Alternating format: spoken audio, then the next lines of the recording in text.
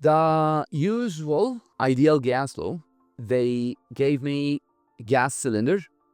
It has that much volume of liquid propane. Now, keep in mind, whatever volume here given to the propane, it's not the V you have in the ideal gas law formula. You know why? Because it's an ideal gas, right? So that's a liquid. That doesn't count, right? Actually, they are asking you here to find the volume of the gas.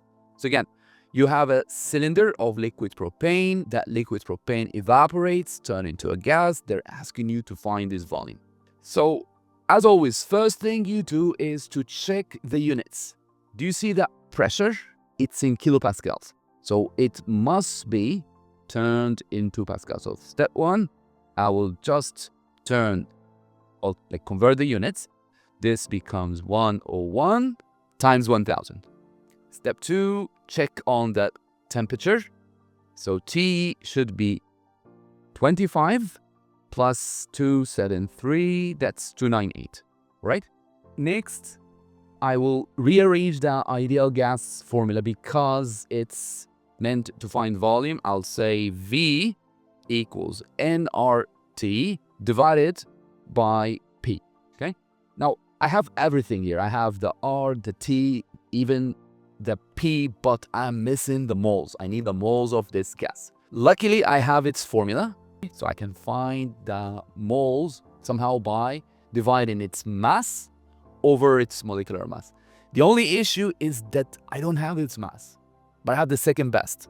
I have its density, and I have its volume here as a liquid. So look at what I'm gonna do.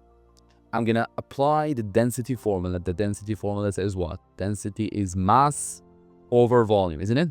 So D equals to M over V.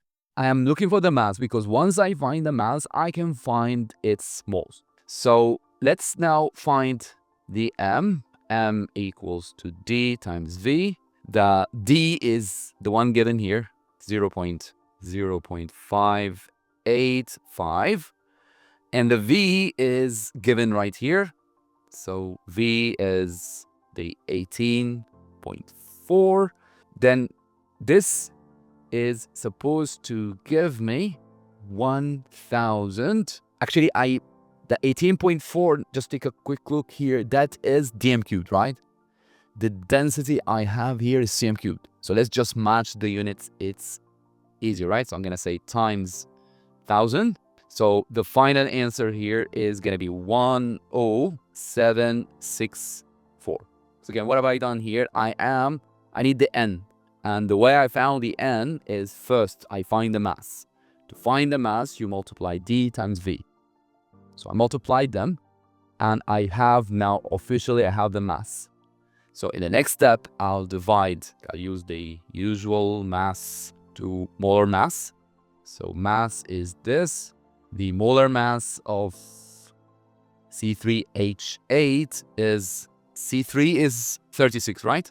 And H8, so 36 and 8 equals to 44, right?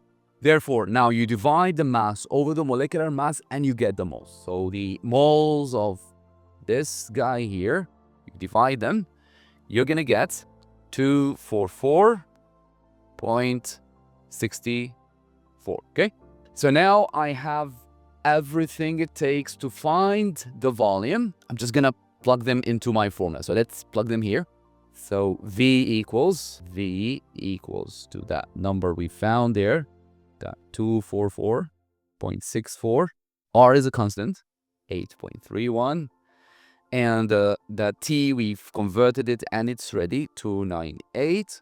All divided by the pressure. So this should give you the volume in meter cubed. It's how it is in the ideal gas law. It will be approximately 6 meter cubed. In brief, what did we do here after conversions? The only issue I had is that I don't have the moles. The way we found the moles is that we worked out the density times volume. We got the mass and we divided the mass over the molecular mass. Then everything was there.